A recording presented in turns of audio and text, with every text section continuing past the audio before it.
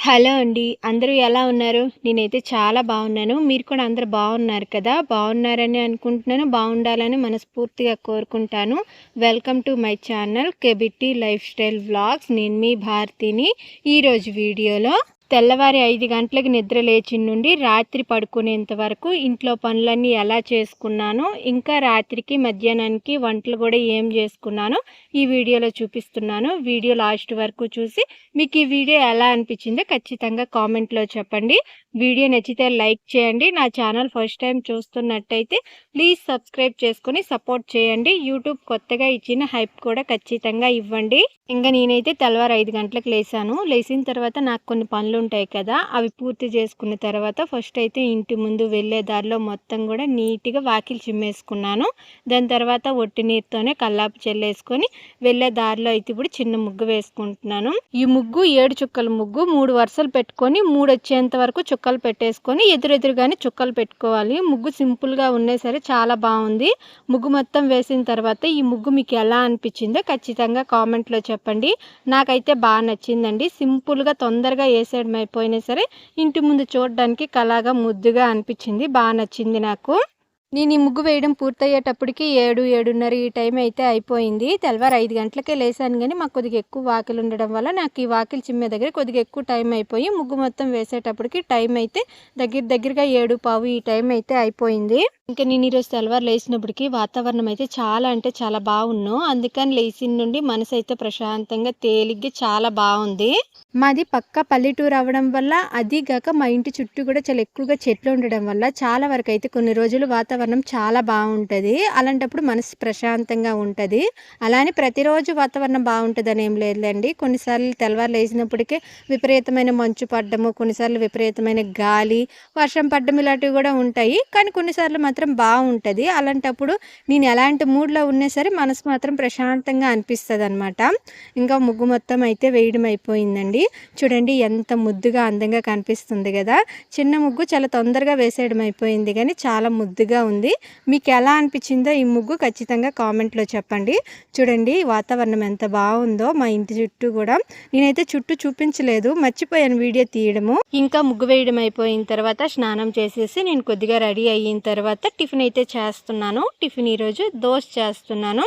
Gas మీద 2 పెనాలు పెట్టేసి ఒక పక్క అయితే ఆయిల్ వేయకుండా దోశ చేసేస్తున్నాను, ఇంకో పక్క అయితే ఆయిల్ వేసేసి అయితే దోశ చేస్తున్నాను. మీ అందరికీ తెలుసు కదా, చాలా వీడియోస్లో చెప్పున్నాను. మా అత్తేమో ఆయిల్ వేస్ట్ చేస్తేనే దోశ తింటుంది, మా మావయ్య ఏమో ఆయిల్ వేయకుండా వేసి చేస్తేనే దోశ తింటారు. మా మావయ్య ఆయిల్ వేసినా సరే దోశ తింటారు, కానీ ఆయిల్ వేయకుండా వేసి ఇచ్చిన దోశ అయితే తినడానికి ఇంకొద్దిగా ఇష్టపడతారు. అందుకని వాళ్ళిద్దరికీ ఇలా సపరేట్గా అయితే దోశలు వేసిస్తాను. ఈ దోశల్లో కూడా చాలా రకాల దోశలు ఉంటాయి. అంటే ఉల్లి దోశ, మసాలా దోశ, కారం దోశ, రవ్వ దోశ, ఇంకా చాలా రకాల దోశలు ఉంటాయి. వీటన్నిటిలో కల్లా నాకైతే ఉల్లి దోశ అంటే చాలా ఇష్టం అండి. మీకే దోశ ఇష్టమో ఖచ్చితంగా కామెంట్లో చెప్పండి. ఇంకా ఫస్ట్ అయితే మా అత్త ప్లేట్లో మా అత్తకి 4 దోశలుని కొద్ది చట్నీ అయితే వేసి ఇచ్చేస్తున్నాను. మా ఇంట్లో ఎవరి ప్లేట్లు వాళ్ళకే ఉంటాయండి. అంటే మేము నలుగురం ఉంటాం కదా, మా నలుగురికి సపరేట్గా 4 గిన్నెలు ఉంటాయి. ఎవరి గిన్నెలో వాళ్ళే తింటారు, ఒకరి గిన్నెలో ఒకరు తినరు అనమాట. ఇంక ఈ పెద్ద గిన్నెలో అయితే మా మావయ్యకి, ఇందులో అయితే ఆయిల్ వేయకుండా చేసిన దోశలు అయితే మా మావయ్యకి వేసేసి అయితే ఇచ్చేస్తాను. ఇద్దరికి ఒకేసారి కలిపేసి అయితే ఇచ్చాలండి. అంటే పొయ్యి మీద ఒకేసారి 2 పెనాలు పెట్టేసి ఒకేసారి దోశలు చేయడం వల్ల ఇద్దరికి ఒకేసారి చేయడం అయితే అయిపోయింది. అందుకని ఇద్దరికి కలిపేసి ఒకేసారి అయితే ఇచ్చేసాను. కొద్దిగా చట్నీ ఉండి 4 దోశలు వేసేసి అయితే ఇచ్చేసాను అనమాట. వాళ్ళిద్దరికి ఇచ్చేసి దోశలు చేయడం అయిపోయిన తర్వాత నేను కూడా ఒక 2 వేసుకొని అయితే తినేసాను. ఇంకా మా వైష్ణవ్కేమో వాళ్ళ తాత దగ్గర కొద్దిగా, వాళ్ళ నాన్నమ్మ దగ్గర కొద్దిగా, ఇద్దరి దగ్గర కలిపేసి అయితే తిన్నాడు. అంటే వాళ్ళిద్దరికి కలిపేసి వీడికైతే తినిపించారు అనమాట. ఇంకా నేను టిఫిన్ తినడం అయిపోయిన తర్వాత ఇల్లు అయితే చిమ్ముకుంటున్నాను. నేను ఈ ఇల్లు చిమ్ముకునేటప్పటికి టైం అయితే కరెక్ట్గా 10 ఈ టైం అయితే అయి ఉంటుంది. 9:30, 10 అయి ఉంటుంది అనుకోండి. నాకు ఇంట్లో చిమ్మడానికి ఎక్కువ టైం పట్టదు కానీ రేకుల కింద చిమ్మడానికి మాత్రం కొద్దిగా ఎక్కువ టైం పడుతుందండి. ఎందుకంటే రేకుల కింద నేను అన్ని అడ్డం ఉన్నవన్నీ వస్తువులు కూడా పక్కగా తీసేసి తుడిసి మళ్ళీ అక్కడ వస్తువులు అక్కడ పెడతాను అనమాట. అందుకని రేకుల కింద తుడవడానికి నాకు కొద్ది టైం పడుతుంది. ఎక్కువ సామాన్లు ఏమి ఉండవు కానీ ఆ కొద్ది సామాన్లు తీయడానికైనా కొద్ది టైం పడుతుంది కదా, అందువల్ల ఇంట్లో తుడవడానికి కన్నా రేకుల కింద తుడవడానికి కొద్ది టైం పడుతుంది అనమాట. ఇంకా బయట టీవీ ముందైతే ఒక డైనింగ్ టేబుల్ ఉంటుంది ప్లాస్టిక్ది. ఆ డైనింగ్ టేబుల్ మీద ఎప్పుడు ఎవరము తినమండి. కాకపోతే ఎందుకో మా ఆయన తీసుకొచ్చారు. మా మావయ్య కింద కూర్చొని కానీ కుర్చీ మీద కూర్చొని కానీ తినలేరు. డైనింగ్ టేబుల్ మీద అయితే కంఫర్ట్గా తింటారని అయితే తీసుకొచ్చారు. కానీ మా మావయ్య ఇప్పుడు దాకా ఒక్కసారి కూడా ఈ డైనింగ్ టేబుల్ మీద పెట్టుకొని అయితే తినలేదు. మా మావయ్య తినడానికి ఒక చిన్న స్టూల్ ఉంది. ఆ స్టూల్ మీద పెట్టుకునే తింటారనమాట. ఆయనే తినడానికి ఉంటుంది, ఇంకా వండినవన్నీ కూడా ఈ డైనింగ్ టేబుల్ మీద పెట్టుకోవడానికి ఉంటుంది అనేసి అయితే తీసుకొచ్చారు. ఇప్పుడు దాకా అయితే ఎవరము తినడానికి వాడలేదు, కానీ ఎప్పుడైనా వండినవి దీని మీద పెడతాను, లేకపోతే ఏవైనా వస్తువులు ఉంటాయి కదా అవి డైనింగ్ టేబుల్ నిండా అయితే నిండిపోయి ఉంటాయి అన్నమాట. వండిన కూరలు, అన్నం ఇలాంటివి కూడా ఈ డైనింగ్ టేబుల్ మీద పెట్టడం కొద్దిగా తక్కువేని. ఎందుకంటే ఇది బయట ఉంది కదా, అవన్నీ బయట పెట్టడానికి నాకు అంత ఇష్టం ఉండదు. ఇంట్లో పెట్టుకుంటే గ్యాస్ దగ్గర బాగుంటుందని గ్యాస్ దగ్గరే పెట్టేస్తాను. అవి కూడా పెట్టడం అయితే కొద్దిగా తక్కువేని. కాకపోతే ఏవైనా ఖాళీ వస్తువులు ఉంటాయి కదా అవే ఈ డైనింగ్ టేబుల్ నిండా నింపేస్తాను. ఇంకా బయట రేకుల కింద కూడా చిమ్మేయడం అయితే అయిపోయింది. కొద్దిగా ఎక్కువగానే మట్టి అయితే వచ్చిందండి. ఇంటి ముందు కొద్దిగా ఎక్కువ ఇసుక నేల కాబట్టి ఇంట్లో కొద్దిగా ఎక్కువగా ఇసుక వచ్చేస్తూ ఉంటుంది. ఇంకా ఇల్లు చిమ్మడం అయిపోయిన తర్వాత మధ్యాహ్నం కోసం 10-10:30 ఈ టయానికి అయితే వంట కూడా స్టార్ట్ చేశాను. ఫస్ట్ అయితే పచ్చడి చేసుకుంటున్నాను. పచ్చడి అయితే దోసకాయ, పల్లీలు, పచ్చిమిరపకాయలు వేసేసి అయితే పచ్చడి చేసుకుంటున్నాను. ఒక్కటే చిన్న దోసకాయ ఉందండి. 3 దోసకాయలు తెచ్చారు. ఈ సైజులో ఉండేటివి 3 తెచ్చారు. 2 అయితే నిన్నేని దోసకాయ పప్పు అయితే చేసేసాను. ఈ ఒక్కటి పచ్చడి కోసం అయితే ఉంచాను. ఈరోజు పచ్చడి చేస్తున్నాను అనమాట. ఎప్పుడు కూడా నేను ఎండుమిరపకాయలు వేసేసి దోసకాయ పచ్చడి చేసేదాన్ని కదా, ఈసారి మాత్రం పచ్చిమిరపకాయలు, పల్లీలు వేసేసి అయితే చేస్తున్నాను. ఫస్ట్ అయితే ఈ దోసకాయ నీట్గా కడిగేసుకొని దాని తర్వాత పైనున్న పసుపు కలర్ తోలంతా తీసేసాను. దాని తర్వాత ఈ దోసకాయని మధ్యలో కట్ చేసుకొని మధ్యలో ఎక్కువగా గింజలు ఉంటాయి కదా అవి అయితే తీసేస్తున్నానండి. పచ్చడి ఆ గింజలతో దంచితే అసలు ఏం బాగుండదు. కొంతమంది అయితే దంచుకుంటారు గింజలు కూడా వేసేసి దోసకాయ పచ్చడి. నాకైతే పెద్దగా నచ్చదు. ఎందుకో అదొక రకమైన పులుపు టేస్ట్ అయితే తగులుతూ ఉంటుంది ఆ గింజలున్ని అవి వేసుకుంటే. అందుకని అవి తీసేస్తాను నేను ఎప్పుడు. అవి తీసేసి కడిగేసుకొని మళ్ళీ ఒకసారి దాని తర్వాత చిన్న చిన్న ముక్కలుగా అయితే కట్ చేసుకుంటున్నాను. ఈ దోసకాయ పచ్చడి దంచడం అయితే కొద్ది టైం పడుతుందండి. మిక్సీలో వేసిస్తే తొందరగా అయిపోతుంది, కానీ దంచడానికి మాత్రం నార్మల్ పచ్చడిల కాడికి ఈ దోసకాయ పచ్చడి ఇంకొద్ది టైం పడుతుంది. ఎందుకంటే ఈ దోసకాయ అంత తొందరగా నలగదు, నలగడానికి చాలా టైం పడుతుంది. మిక్సీలో అయితే తొందరగా నలిగిపోతుంది, మరీ మెత్తగా నలిగిపోతుంది, జ్యూస్ లాగా అయిపోతుంది. కానీ దంచేటప్పుడు మాత్రం కొద్దిగా వక్కలుగానే దంచడానికి అయితే అవుతుంది. మరీ మెత్తగా అయితే దంచడానికి ఈ దోసకాయ పచ్చడి అవ్వదు అనమాట.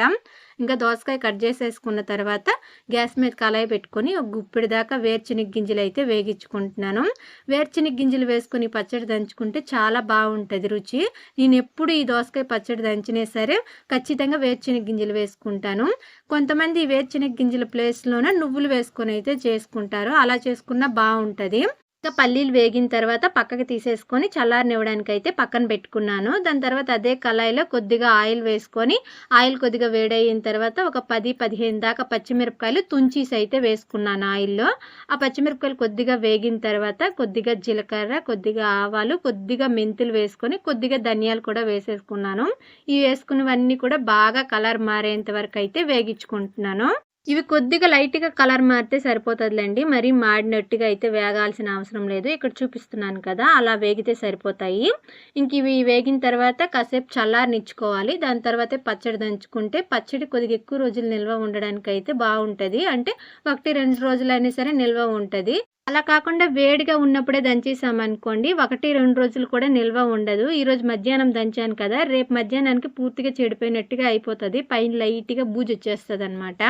ఇంకా నేను ఫస్ట్ అయితే రోల్ నీట్గా కడిగేసుకొని రోట్లో ఫస్ట్ వేరుశనగ గింజలు వేసుకొని అయితే దంచుకున్నాను.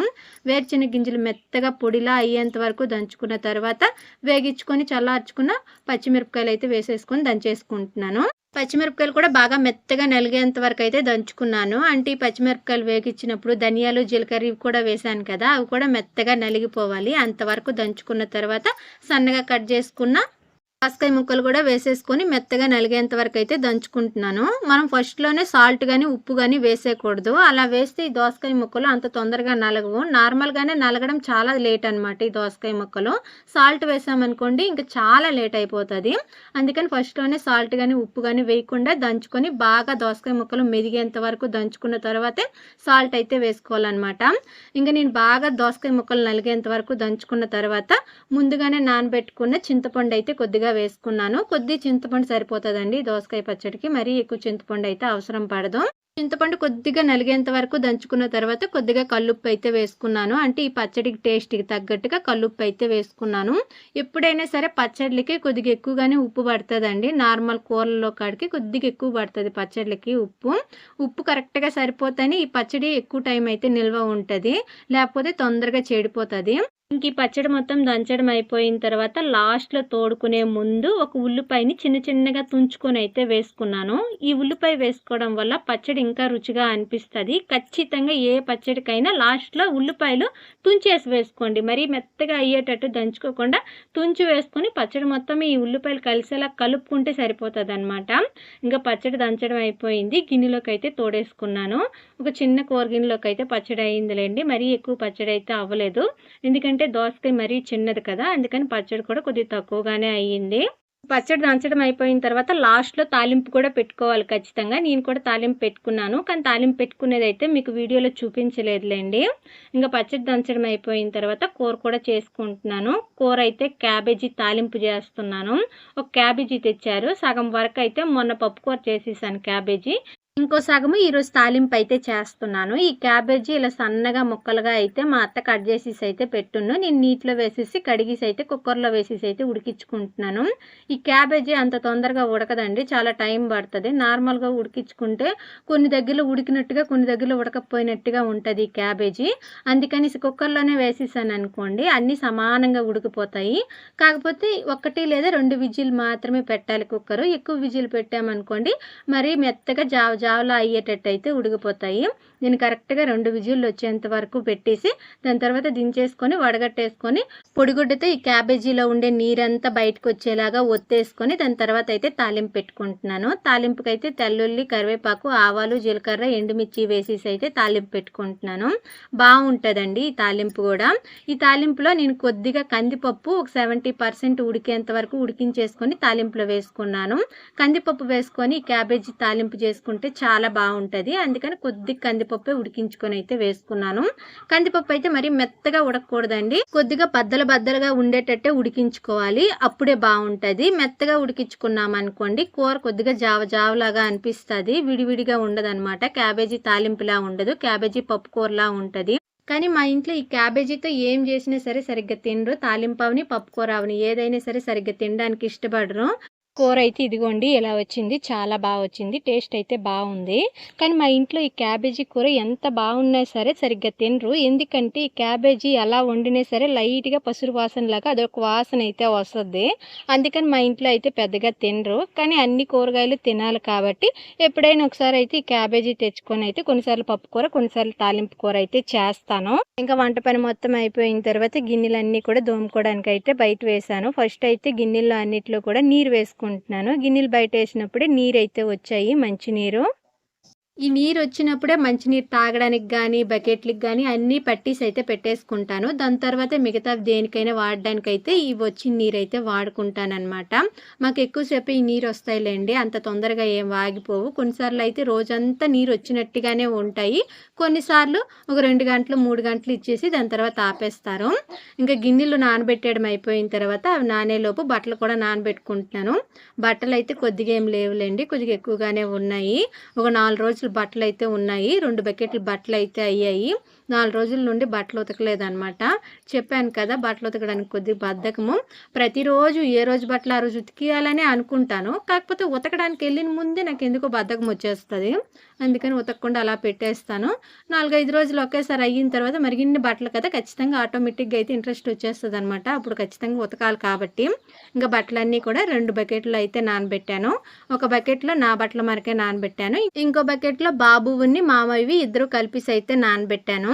ఇంకా బట్టలు నానబెట్టేసిన తర్వాత గిన్నెలు అయితే దోముకుంటున్నాను. నేను ఈ గిన్నెలు దోముకునేటప్పటికి టైం అయితే 12, 12:30 ఈ టైం అయితే అయ్యింది. దాని తర్వాత బట్టలు ఉతుక్కోవాలన్నమాట. గిన్నెలు అయితే కొద్దిగా ఎక్కువగానే ఉన్నాయండి. అంటే తెల్లవారు నుండి గిన్నెలు ఏమీ దోమలేదు. టిఫిన్ అయిన తర్వాత, వంట అయిన తర్వాత అన్ని గిన్నెలు కూడా అలా ఉన్నాయి. రాత్రి గిన్నెలు కూడా కొన్ని ఉండిపోయి ఉన్నాయి. రాత్రి కూడా ఇప్పుడు దాకా అయితే దోమలేదండి. అన్నీ ఒకేసారి బయట వేసేసి అయితే ఒకేసారి అన్నీ దోముతున్నాను. నాకెందుకో ఎప్పుడు అయిన గిన్నెలో అప్పుడు దోమడం అయితే అస్సలు అలవాటు లేదండి. అన్నీ ఒక దగ్గర కుప్పెట్టేసి అన్నీ ఒకేసారి దోమడం అయితే బాగా అలవాటయిపోయింది. ఈ అలవాటు ఎప్పటి నుండో మార్చుకోవాలనుకుంటున్నాను గానీ మార్చుకోలేకపోతున్నాను.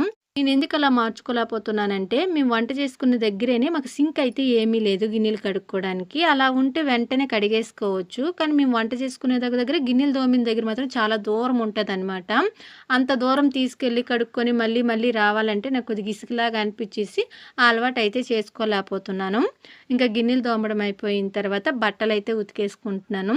నేను ఈ బట్టలు ఉతకడం స్టార్ట్ చేసినప్పటికి టైం అయితే 2, 2:15 ఈ టైం అయితే అయ్యి ఉంటదండి. అంటే అన్నం తినేసి బాబుకి తినిపిచ్చేసిన తర్వాత బట్టలు ఉతకడం అయితే స్టార్ట్ చేశాను. బట్టలు మొత్తం ఉతకడం పూర్తయ్యేటప్పటికి 3 ఈ టైం అయితే అయ్యింది. దాని తర్వాత ఒక గంట, 2 గంటలు రెస్ట్ తీసుకొని మళ్ళీ సాయంకాలం పనులైతే చేసుకున్నాననమాట.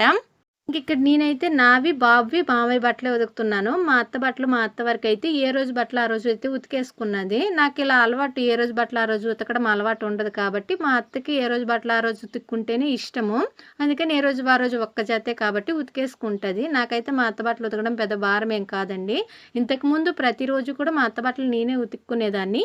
ఇప్పుడు మాత్రం నాకంత టైం కుదరటం లేదు. అన్నీ ఒకసారి ఉతికేటప్పుడు నాకు కొద్దిగా ఎక్కువ బట్టలు అయిపోతున్నాయనేసి మా అత్త బట్టలు మా అత్త అయితే ఉతుక్కుంటాననేసి మా అత్తే అంది. సరే ఉతుకుతాను అన్నది కదా అనేసి వదిలేసాను. దాని తర్వాత నుండి ప్రతిరోజు కూడా మా అత్త బట్టలు మా అత్తే ఉతుక్కుంటుంది. నేను కూడా ఇవ్వమని అయితే ఏం అడగట్లేదు. ఎందుకంటే ఎవరి పని వాళ్ళు చేసుకుంటాము అన్నప్పుడు వాళ్ళకే వదిలేయాలి.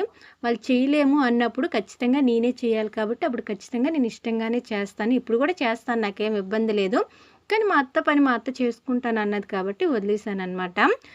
ఇంకా బట్టలు ఉతకడం అయిపోయిన తర్వాత 3 నుండి 4, 4:30 ఈ టైం దాకా అయితే రెస్ట్ తీసుకున్నాను. దాని తర్వాత అయితే సాయంకాలం 4:30కి ఈ టయానికి లేసి కనకాంబరాల పువ్వులు బాగా పూసున్నాయి. ఆ పువ్వులైతే ఏరుతున్నాను.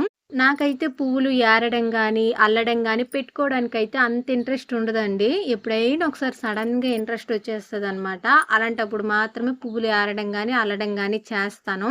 పెట్టుకోవడానికి కూడా కొద్దిగా బద్ధకమేని ఎందుకని ఎవరైనా అల్లేసి ఇచ్చినా సరే సరిగ్గా పెట్టుకోను. ఎప్పుడైనా ఏవైనా ఫంక్షన్‌లు, గుడులకెళ్ళేటప్పుడు ఏవైనా పూజ టైంలో మాత్రమే పువ్వులు పెట్టుకుంటాను. డైలీ పువ్వులు ఎవరైనా అల్లేసి ఇచ్చినా సరే పెట్టుకోను. అదెందుకో ఆ చెత్త అలవాటైతే నాకుంది. ఇంక ఇంట్లో అయితే ప్రస్తుతానికి కనకాంబరాల మొక్కలైతే ఎక్కువేమీ లేవు. కరెక్ట్‌గా 4, 5 మొక్కలే ఉన్నాయి. కానీ పువ్వులు మాత్రం బాగా పూసున్నాయి. పువ్వులు ఎక్కువగానే అయ్యాయండి.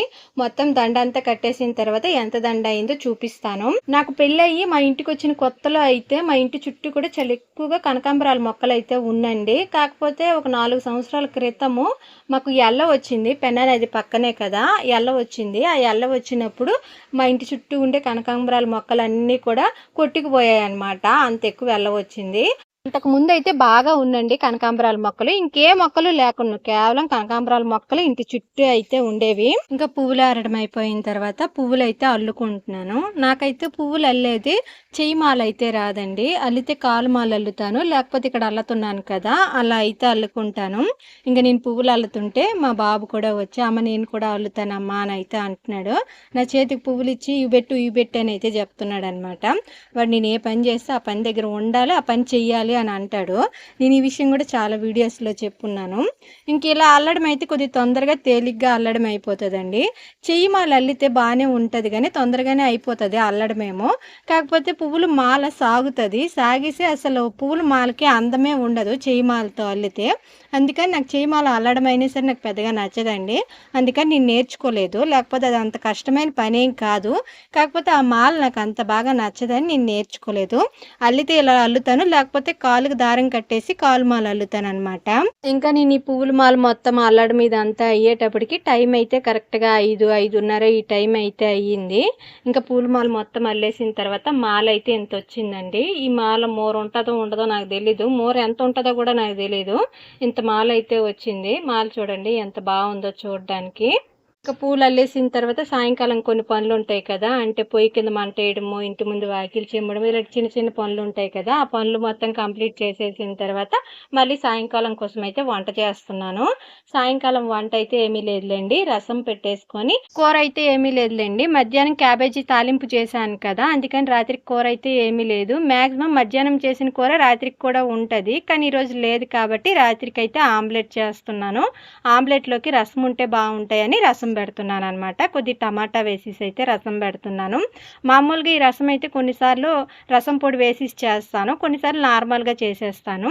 ఈరోజైతే నార్మల్గానే చేస్తున్నాను, టమాటా వేసేసి అయితే చేస్తున్నాను రసము. ఇలా చేసినా సరే చాలా బాగుంటుందండి రసము. నేను ఈ రసం పెట్టుకుంటూనే కుక్కర్‌లో అన్నం పెట్టేశాను. బాబుకి స్నానం చేపిచ్చేసాను, అత్తకి నీరు తోడేశాను. ఇలాంటి చిన్న చిన్న పనులుంటాయి గదా! అవన్నీ కూడా కంప్లీట్ చేసేసాననమాట. మావయ్యకి చపాతీ చేయాలి కాబట్టి గోధుమ పిండి పిసికేసి చపాతీలు చేసేసాను. ఆమ్లెట్ ఏస్తానన్నాను కదా! ఆమ్లెట్ కోసం కూడా ఉల్లిపాయలు సన్నగా కట్ చేసేసి కూడా పక్కన పెట్టేసుకున్నాను. ఇవన్నీ రసం చేసేలోపు అయిపోయాయన్నమాట. అంటే రసం మరిగేలోపు అంటే కాగేలోపు అయితే అయిపోయాయి. మేము రసము ఎప్పుడు చేసినా, ఎలా చేసినా సరే తెరలు కాగనివ్వమండి. అంటే పైకి లైట్‌గా బుడగలొచ్చేటి మాదిరిగానే మేము రసం చేస్తామనమాట. ఇక్కడ చూపిస్తున్నాను చూడండి. పైకి లైట్‌గా బుడగలొచ్చున్నాయి. ఇలాగొచ్చినప్పుడు గ్యాస్ ఆపేస్తాము. ఇలా చేసుకుంటే రసం చాలా బావుంటాయి. తెరలు కాగనిచ్చామనుకోండి, ఎంత బాగా రసం చేసినా సరే దాని టేస్ట్ డిఫరెంట్‌గా మారిపోతాయి. అసలు తినాలనిపించవు రసము. అంత వరస్ట్‌గా వస్తాయి తెరలు కాగితే. తెరలు కాగకుండా ఇలా లైట్‌గా బుడగలొచ్చేటట్టు చేసామనుకోండి చాలా రుచిగా వస్తాయి. అయితే కరెక్ట్‌గా పులుపు, ఉప్పు సరిపోయేటట్టు అయితే చూసుకోవాలన్నమాట. ఇప్పుడైతే ఆమ్లెట్ కోసం కావాల్సినవి కూడా రెడీ చేసేసి అయితే పక్కన పెట్టుకుంటున్నాను. నేను ఈ ఆమ్లెట్‌ని ఎలా చేసుకుంటానో నా పద్ధతిలో చూపిస్తానండి. ఫస్ట్ అయితే ఉల్లిపాయలు సన్నగా కట్ చేసేసి అయితే పక్కన పెట్టుకున్నాను. ఆ ఉల్లిపాయల్లో ఒక 2 దాకా పచ్చిమిరపకాయలు కూడా కట్ చేసేసి అయితే వేసుకున్నాను. కొంతమంది కొత్తిమీర కూడా వేసుకుంటారు. ఇంట్లో ప్రస్తుతానికి కొత్తిమీర లేదు కాబట్టి వేయలేదు. ఈ ఉల్లిపాయలో రుచికి సరిపడినంత సాల్ట్, ఉప్పు, కారం వేసేసుకొని అంతా కూడా చేయితోనే నీట్‌గా కలిపేసుకొని అయితే ఒక 10 నిమిషాలు పక్కన పెట్టుకున్నాను. అంటే నేను స్నానం చేయకముందు ఈ ఆమ్లెట్ కోసం కావాల్సినవన్నీ కలిపేసి పెట్టేసుకొని స్నానం చేసి వచ్చిన తర్వాత అయితే మళ్ళీ ఆమ్లెట్ వేస్తున్నానన్నమాట. ముందే ఉల్లిపాయలు ఉప్పు కారం కలిపేసుకొని 10 నిమిషాలు పక్కన పెట్టుకుంటే ఉల్లిపాయలకి బాగా ఉప్పు కారం పట్టి బాగుంటుందన్నమాట ఆమ్లెట్. ఇంకా ఆమ్లెట్ వేసుకునే ముందే కోడిగుడ్డు ఉల్లిపాయల్లో కొట్టుకొని అయితే వేసుకోవాలి.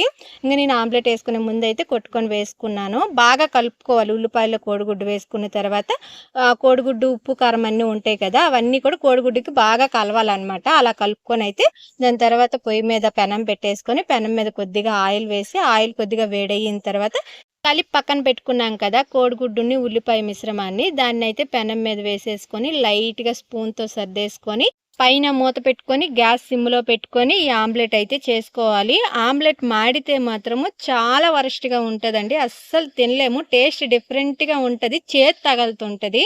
మాడకుండా చేసుకోవాలి. అప్పుడు ఈ ఆమ్లెట్ తినడానికి బావుంటది. 10 నిమిషాల తర్వాత మూత తీసేసి ఆమ్లెట్ ఇంకో పక్క తిప్పేసుకొని మళ్ళీ మూత పెట్టేసుకొని అయితే ఆమ్లెట్ వేగించుకోండి. ఇలా మూత పెట్టి చేయడం వల్ల ఉల్లిపాయలు కూడా బాగా వేగుతాయి అన్నమాట. అంటే బాగా కుక్ అవుతాయి. అందుకని నేను మూత పెడతాను. కొంతమంది అయితే మూత పెట్టకుండానే చేసుకుంటారు. మూత పెడితే ఇంకా బాగుంటుంది అనేసి అయితే నేను చేస్తాను. ఇంకా ఆమ్లెట్ 2 పక్కల నీట్‌గా వేగిన తర్వాత పక్కకు దించేసుకోవడమేని. వేడివేడిగా ఉన్నప్పుడే ఆమ్లెట్ తినడానికి బాగుంటుంది. చల్లగా అయిపోయిన తర్వాత తినబుద్ధి కాదు. ఇంకా రాత్రికి ఏమేమి చేశానో చూపిస్తున్నాను. రసంలోకి కోడిగుడ్డు ఆమ్లెట్ ఇందాకల చూపించాను కదా, కోడిగుడ్డు ఆమ్లెటు. ఇంకా మధ్యాహ్నం చేసిన క్యాబేజీ తాలింపు కొద్దిగా అది, ఇంకా పచ్చడి మధ్యాహ్నం దంచిందేని. ఇంకా మావయ్య కోసం అయితే ఒక 2 దాకా అయితే చపాతీలు చేశాను. 2 చేశానులేండి. ఇప్పుడు 3 కూడా తినటం లేదు. 2 చపాతీలే తింటున్నారు. ఇంకా నా కోసము అత్త కోసం అయితే అన్నం పెట్టాను. రాత్రికైతే సింపుల్గా ఇలానే చేశానండి. ఫస్ట్ అయితే అత్త మావయ్యకి అయితే అన్నం పెట్టేశాను. దాని తర్వాత నేను కూడా పెట్టుకుంటున్నాను. ప్లేట్లో అయితే ఫస్ట్ అన్నం పెట్టుకున్నాను. ఇంకా మధ్యాహ్నం కూర కూడా కొద్దిగా ఉంటే అది నేనే వేసుకున్నాను. వాళ్ళిద్దరు వేసుకొని అనేసారు. ఇంకా పచ్చడి కొద్దిగా వేసుకున్నాను, దోసకాయ పచ్చడి. ఇంకా నా కోసం చేసుకున్న ఆమ్లెట్. రాత్రికి అయితే ఇంతేనండి. ఇంక ఈ వీడియో అయితే ఇంతేని. వీడియో నచ్చుంటే మాత్రం ఖచ్చితంగా లైక్ చేసి సబ్స్క్రైబ్ చేసుకొని సపోర్ట్ చేయండి. ప్లీజ్ ఫ్రెండ్స్ సపోర్ట్ చేయండి. అందరూ బాగుండాలి, అందులో నేనుండాలని మనస్ఫూర్తిగా కోరుకుంటాను. Thank you. బాయ్.